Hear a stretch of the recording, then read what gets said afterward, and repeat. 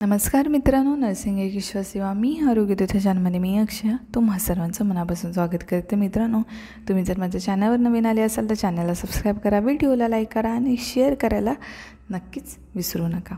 तर आजच्या व्हिडिओमध्ये आपण बघणार आहोत मनोरुग्ण परिचारिकेची आंतरव्यक्ती सुसंवादात भूमिका कोणती आहे ती आपण बघूया. तर तिची भूमिका काय आहे? मेंटल हेल्थमध्ये विचारला जाणार GNM सेकंड इयरसाठी हा इम्पॉर्टंट क्वेश्चन आहे. तर पहिली आहे भूमिका माहिती घेणे, म्हणजे आरोग्यविषयक माहितीची देवाणघेवाण करणे हे आरोग्य कर्मचाऱ्याचे महत्त्वाचे कर्तव्य आहे. आरोग्य कार्यक्रमाची माहिती देताना फक्त उपलब्ध सेवांविषयी म्हणजे प्रकार, स्थान, उपलब्धता, वेळ माहिती देणे पुरेसे ठरणार नाही. त्यामध्ये काय व्यक्ती, समाज व राष्ट्राचा कसा फायदा आहे ही तत्त्वज्ञानाची बैठक ही त्यांच्यापर्यंत पोहोचवणे गरजेचं आहे. असे केल्याने त्या कार्यक्रमाविषयी सामाजिक जागृती होऊन त्यांचे दूरगामी आणि परिश्रम दिसून येते. परिश्रम आहे इथे. तसेच त्यामुळे या सेवांची गरज लोकांमध्ये निर्माण होईल. तर कसं तर आरोग्यविषयक माहितीची देवाणघेवाण करणे हे आरोग्य कर्मचाऱ्याचे काम आहे. आरोग्य कार्यक्रमांचे आपले कार्यक्रम आहेत त्यांची माहिती देताना फक्त उपलब्ध सेवांविषयी माहिती देणे पुरेसे ठरणार नाही. त्यामध्ये व्यक्ती, समाज आणि राष्ट्राचा कसा फायदा आहे तत्त्वज्ञानाची बैठक ही त्यांच्यापर्यंत पोहोचवणे गरजेचं आहे. त्यानंतर आहे दुवा म्हणजे काय? तर एका मधल्या फळीतला कार्यकर्ता म्हणून शासन व समाजातील महत्त्वाचा दुवा म्हणून आपण कार्य करतो आहे. त्यामुळे जनतेची भूमिका शासनापर्यंत व शासनाचे कार्यक्रम, योजना यांची माहिती जनतेपर्यंत पोहोचवण्याचे मोठे कार्य आपल्यामार्फतच घडू शकते. परिवर्तन घडवून आणणारा घटक म्हणजे आपण संदेशकर्ता म्हणून जो सुसंवाद करणार आहात त्यांच्या अंतिम उद्दिष्ट लोकांचे वर्तणुकीत बदल घडवून आणण्यास सहाय्यभूत ठरू शकते. त्यानंतर आहे प्रशिक्षकाची किंवा प्रशिक्षणाची भूमिका. आरोग्य कर्मचारी म्हणून कार्य करताना आपण विविध व्यक्ती व गटांना विविध विषयावर माहिती देतो, कौशल्य शिकवतो. त्यामुळे आपण एक कुशल प्रशिक्षक असणे आवश्यक आहे. हे प्रशिक्षक आहे, प्रशिक्षणाची नाही, प्रशिक्षकाची भूमिका. ठीक आहे, ते करा. थोडंसं माझं करेक्शन करा, मिस्टेकली झालं आहे. तर आरोग्य कर्मचारी म्हणून कार्य करताना आपण विविध व्यक्ती व गटांना विविध विषयावर माहिती देतो, कौशल्य शिकवतो. त्यामुळे आपण एक कुशल प्रशिक्षक असणे कुशल प्रशिक्षक असणं आपल्याला गरजेचं आहे, कारण आपण आरोग्य कर्मचारी आहोत, आपल्याला माहिती द्यायची आहे. त्यानंतर आहे नेतृत्व करणे. नेतृत्व याचा अर्थ राजकीय नेतृत्व असा नसून नेतृत्वाचे महत्त्वाचे गुण अंगीकारणे हा आहे. उदाहरणार्थ लोकांना संघटित करणे, त्यांना संघटित प्रयत्न करण्यास प्रोत्साहित करण्यास व स्वयं निर्णय घेण्यास मदत करणे. ठीक आहे. नेतृत्व याचा अर्थ राजकीय नेतृत्व आपल्याला करायचं नाही आहे. तर नेतृत्वाचे महत्त्व गुण अंगीकारणे, उदाहरणार्थ लोकांना संघटित करणे, त्यांना संघटित प्रयत्न करण्यास प्रोत्साहित करणे आहे ते, व स्वयं निर्णय घेण्यास मदत करणे आहे.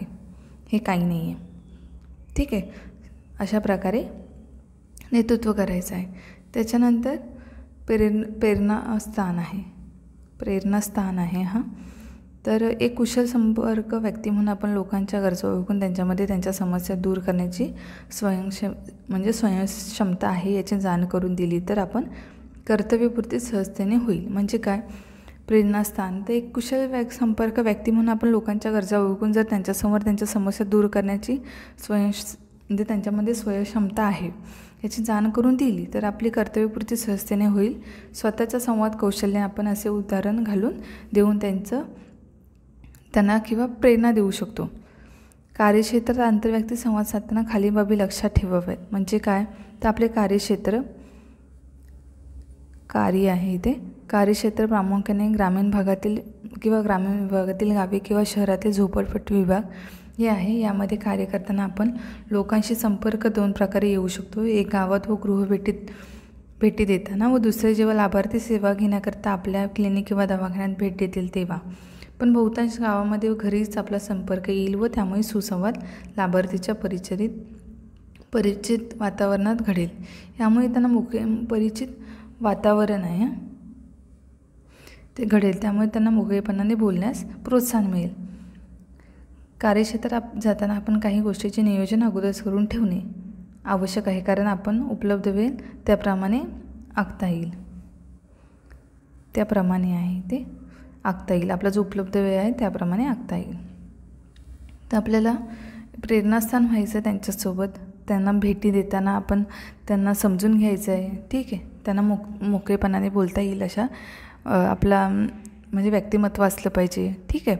त्यांना जेव्हा लाभार्थी जेव्हा सेवा घेण्याकरता येतात किंवा दवाखान्यात भेट देतील तेव्हा बहुतांश गावामध्ये आपल्या गावामध्ये किंवा आपण घरी संपर्क येईल, त्यामुळे सुसंवाद आपल्याला त्यांच्याशी साधता आला पाहिजे. तर अशा प्रकारे आपल्याला म्हणजे उदाहरणार्थ बघायला गेलं तर कोणत्या गावाला जायचे आहे, त्यामध्ये किती घरांना भेटी द्यायच्या आहेत, किती लाभार्थ्यांशी संपर्क साधायचा आहे, कोणत्या सेवा द्यायच्या आहेत, गायच्या आहेत इथे झालं आहे, तर ह्या द्यायच्या आहेत. सॉरी, ह्याच्यामध्ये थोडा मिस्टेक आहेत. सोबत न्यायच्या साहित्यांची सूची, वेळेवर काही अत्यावश्यक कार्य किंवा परिस्थिती उद्भवल्यास त्याकरता मोकळा वेळ व तयारी ठेवणे आवश्यक आहे. लक्ष व लाभार्थी व त्यांना द्यायची माहिती निश्चित असल्यास त्याप्रमाणे आपण पूर्वतयारी करू शकतो. उदाहरणार्थ लाभार्थ्याची गरज, त्याच्या आवडीनिवडी, सेवेचे महत्त्व, लाभार्थीला म्हणजे सोयीची वेळ, ठीक आहे.